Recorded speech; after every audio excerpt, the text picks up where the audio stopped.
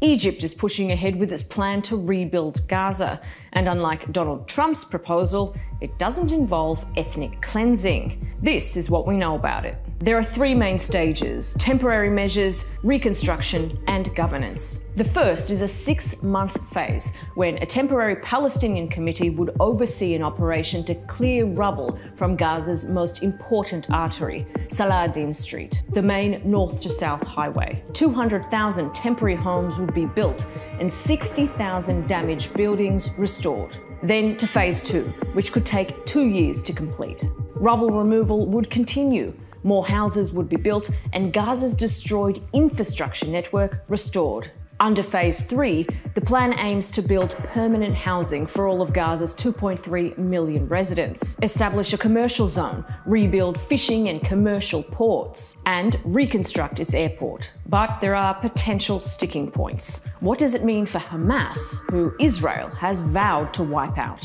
The interim committee would be operating under the management of the Fatah-led Palestinian Authority. Now, if you recall, Fatah and Hamas have been fierce rivals, and this feud escalated in 2006 when Fatah lost power in Gaza to Hamas in elections. Not long after, fighting between the two sides broke out, and Hamas took control of Gaza.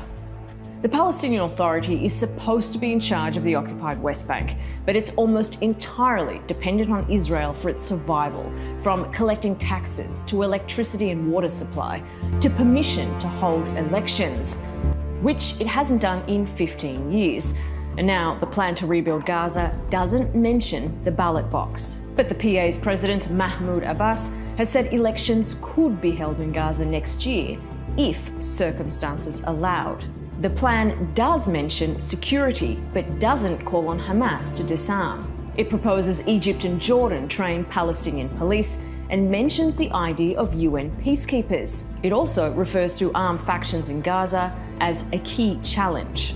Hamas's continued presence in Gaza, either politically or militarily, is a US and Israeli red line. So, who's reacted to the plan? Well, in Cairo, the Arab League adopted it.